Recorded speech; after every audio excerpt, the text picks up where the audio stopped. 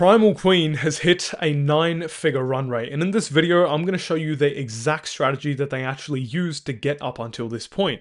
We've got this guy over here. His name is Chucky. He's actually one of their founders, and I just got done watching a podcast recently in which he literally revealed his entire strategy, and I'll actually link you guys to the podcast in the description as well. It wasn't with me, it was actually with this guy called Ecom Moose. I think his name is Elon or something like that. And yeah, in this video I'm going to show you the exact strategy that he actually outlined, and this video is much shorter than the podcast, so honestly, it's going to be much more consumable, and I've just put it into a linear format so you can actually understand it, and honestly, just use it yourself. My name's Gurnoor, by the way, if you don't know me. I make these videos just to make scaling to 8 figures easy for health and wellness e-commerce brands, and let's just dive straight into it. So the first thing that they did was actually enter a proven market with a lot of demand, but differentiate themselves with a persona or an angle. Okay, so what this means is they actually entered the beef supplements market, which has been around for a pretty long time, but it's usually been targeting men. Okay, it's usually been actually targeting men, and it's always just been a very manly thing to eat red meat and all that stuff, but they actually differentiated themselves with a persona over here, and they started targeting women. They started targeting women because women know that beef supplements are actually very healthy. In fact, they actually help women a lot. So they actually differentiated themselves and started targeting a different persona for the same product, and that is part of the reason why they actually blow up through the roof, and they've just scaled so hard. But the next thing that they did was they actually targeted LTV, not ROAS. So now we're getting a little bit more into the technical stuff. This is just a bit of obvious stuff that really just anyone can work out, but this is the real technical stuff. Okay, so a lot of brand owners actually target ROAS. They have not BOAS, they have a target ROAS. They have a target ROAS that they want to hit, which can just help them scale further. But these guys actually focused much more on the LTV because they knew that they want to get repeat purchases, and I'm going to show you how they did that as well. And they want to increase the customer LTV, ideally hitting a LTV of 3:1, an LTV CAC ratio of 3:1 over 12 months. So what this actually means is that we've got the LTV over here, then we've got the CAC, right?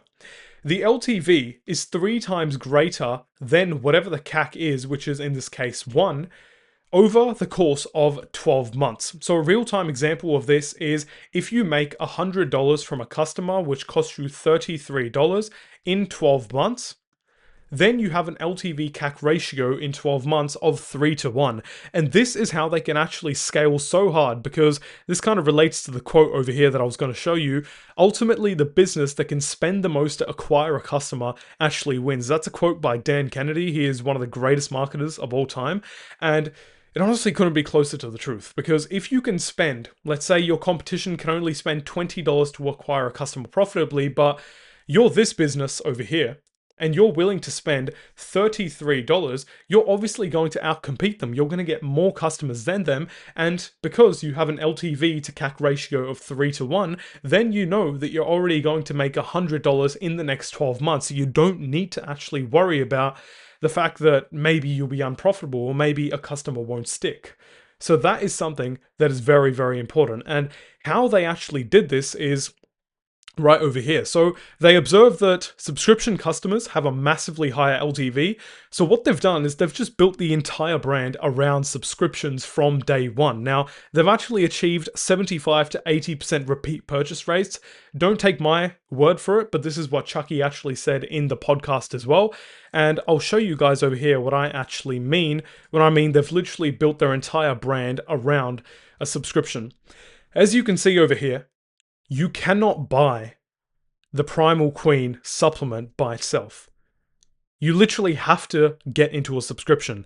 You've got 1 month auto ship and save. Auto ship basically just means that, subscribe, and this one is also subscribe. You cannot actually buy at one time.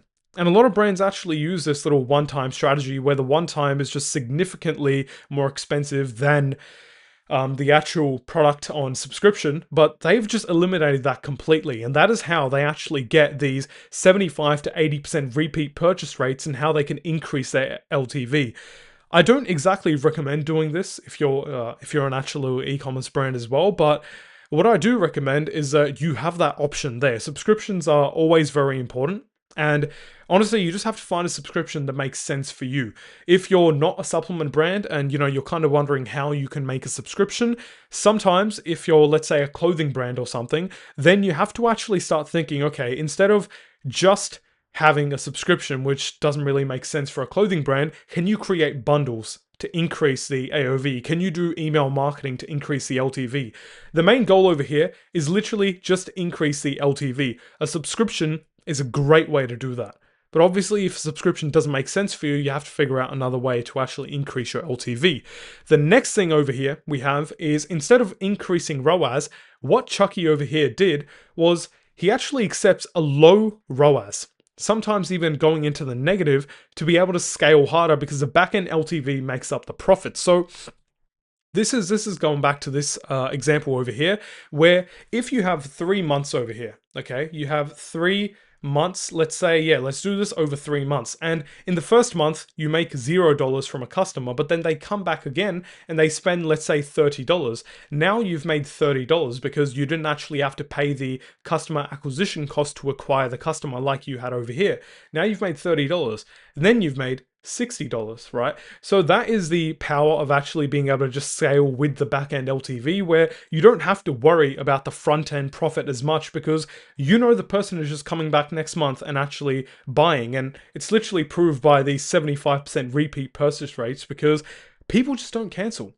And the ones who do, they probably just cancel straight away. I'm going to make this claim. I don't know if it's true or not, but most people who are going to cancel their subscription, they usually just buy and then cancel immediately. That is what happens, because they don't want to actually keep subscribing, and then they probably come back and subscribe if the product is actually good, right? Then after that, we have ad spend as a percentage of revenue. So this really eliminates all the emotional decision making. Chucky specifically says that 45% of the revenue will always go to ads, which leads to around 15% net margins. Now, like I said, the reason this works is because it removes all the emotional decision making. A lot of brand owners get stuck in the little cycle of just saying that, yeah, well, I didn't feel like increasing the spend, or yeah, business just hasn't been that well, I'm not going to increase the spend.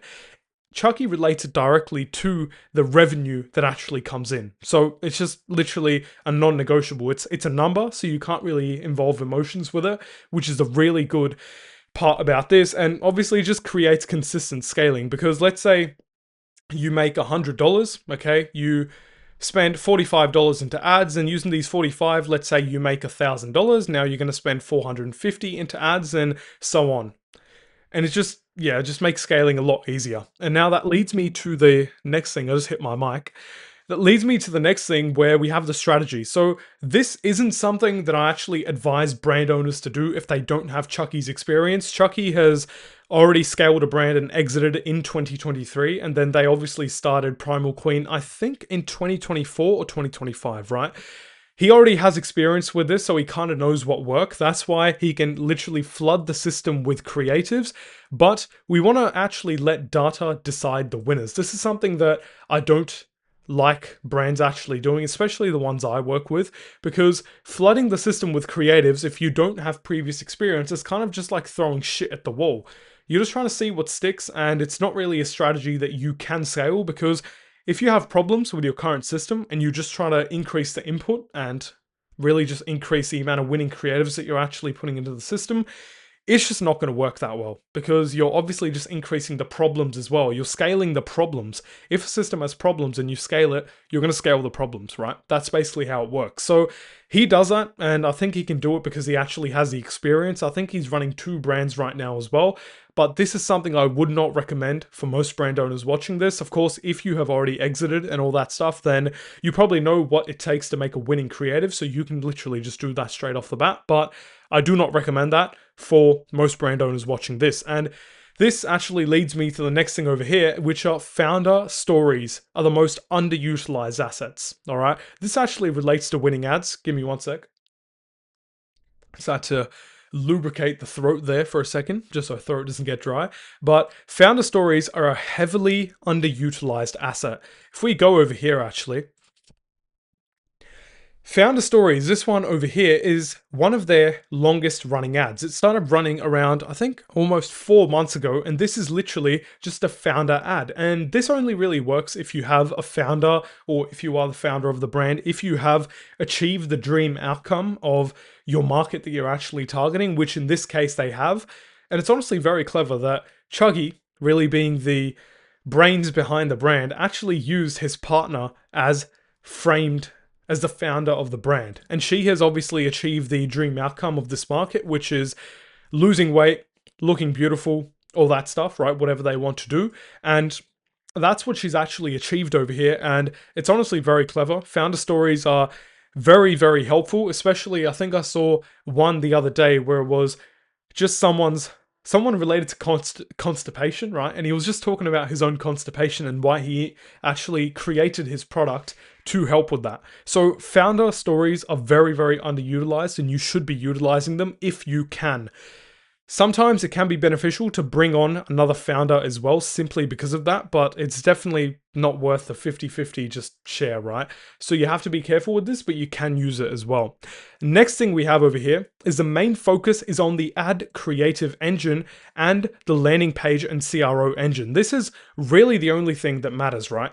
Are you getting people onto your website, and are you actually converting them? Are you actually converting them? That is the only thing that matters. Getting people to your website and converting them. Nothing else matters. And that is where your focus should be. How can you find more winning ads? Okay, winning ads. And how can you actually find a higher conversion rate? So higher CVR on your landing page. If you can crack these two things, your brand will scale, because these are the only things that actually generate revenue. Of course, you've got the email marketing and you've got all that stuff, but this is what can actually allow you to scale. And arguably, it's the most important things. You need to be focusing on these two engines inside your brand. The next thing I have over here is keeping a lean team. So this is so important. And honestly, Elon Musk is the best example of this. I know he's not really an e-commerce brand owner, but I remember when he acquired Twitter, there was I think a few hundred employees in Twitter, or there was maybe a few thousand, and they actually decreased that to, I think, under 100, which is just crazy because you're obviously firing so many people. But obviously, I think Twitter's actually more successful than it ever was now. Obviously, there's some opinions and stuff, and you may disagree, but objectively, it's making more money than it was before. It's actually more successful. People are liking it more than it was, the people who are actually using it. So it's more successful with a lean team. And this is what Chucky recommends as well. So use more AI, hire efficient people, hire people who will literally do the work of 10 people. All right. And that just leads to more capital for your ads, more inventory, and also more growth.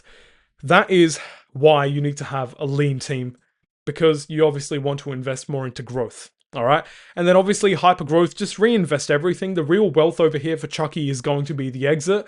If they're literally putting 45% of their revenue back into ads, it obviously means that they already have enough money to live, and they obviously want to just exit the brand when they can. And that is the thing that actually creates the real value over here. So this is something that you can do. Maybe you're going to pay yourself minimum wage for literally the next 4 or 5 years, and then you exit, and now you have $100 million that you're sitting on. And you're like, what the hell do I do with all this money, right? So that is something that you can do. Completely up to you. I can't tell you whether to do that or not, but this is this is the last thing I have to actually mention you over here. Systemization after proof. So this is what I kind of meant when I was talking about I don't recommend this model over here. Where is it? I don't recommend... Where is it? Yeah, right there. This is something I don't recommend for brand owners. What I do actually recommend is what he talked about over here, which was systemization, and I would actually add scale, systemization and scale after proof. So phase 1 is validating the product, which you may have already done, cracking the offer, so actually having a good conversion rate, not getting many refunds and stuff, cracking your ads, so actually getting the first few winning ads, and then also cracking the landing page CVR, conversion rate, right? Once you crack these things, you can scale these systems. You can start putting in more humans into your system of conversion. Now, your system of conversion, how I like to usually explain it, is simply you've got the input over here, you've got the system, which is your ad, your landing page, you have got your offer, and that's mainly just the three things inside the system. And this puts people inside the system, and then you get the output, which is customers, and then you get feedback in the form of metrics. And then this just feed back into humans. So you can only increase the input, which is the amount of humans going through your system, once this process is in check.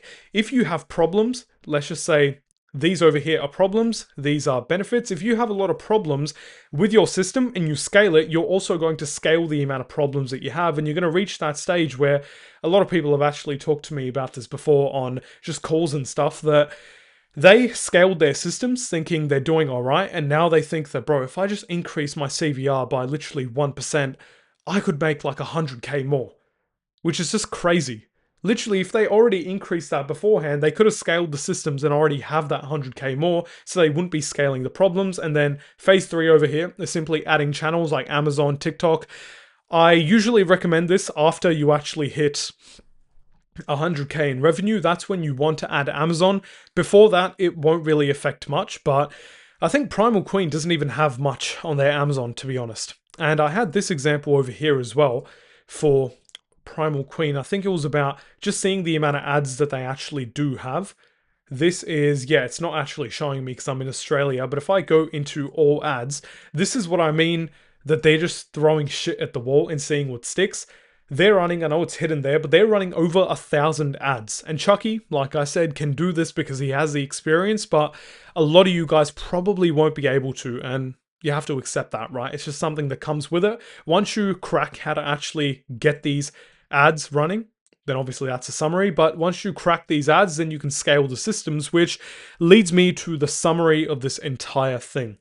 You want to enter a massive market, you want to niche down and have a persona, have an angle, and moreover, just have a better product than your competitors, or you solve a different problem to your competitors.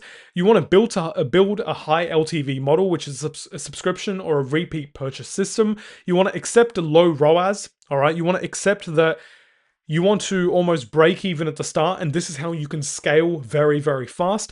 And you want to spend aggressively. You want to flood creatives, something I only recommend for experienced people. If you're not experienced, don't flood creatives. Actually create creatives with intent and then scale the system. Optimize landing pages, keep a lean team, reinvest everything, and scale and then exit. The real wealth is always in the exit. You might have a lifestyle brand where you just want to actually just run it for the rest of your life because you're so passionate, and that is fine. Then you can actually start to decrease the amount of ad spend, decrease the costs, and increase the profits that you're making. But yeah, the real wealth is really in the exit. And listen, if you are a 6 to 7 figure e-commerce brand watching this and you're just struggling to actually scale profitably, we do this entire thing for our clients, and we actually help them scale to 8 figures. And yeah, if you do have that problem, I don't really care if you do or not, but you can click the link, right? You can click the link inside the description, which basically just shows you a video of how we actually help you solve that problem. And yeah, it doesn't really matter if you do or not. If you want to click the link, you can. If you face that problem, click the link. If you don't, that's fine as well. Don't really care, right? You can also, by the way, like the video if you want to. Obviously, if you want to watch more videos like this, you can like the video. If you have any questions, if you have any comments for me, if you have any suggestions, comment them down below. I read every single comment, and chances are we're never going to see each other again. So if you do want to watch more of my videos, more of these breakdowns, I literally post like 3 videos a week, and it's all for free, so you can just subscribe. It means a lot to me, and yeah, lets me know to keep creating more of these videos. But anyway, this was quite a rough video. There was a few mistakes, so apologies from my end for that, but I really do hope you guys actually got the value you wanted out of this video. I'll talk to you very, very soon.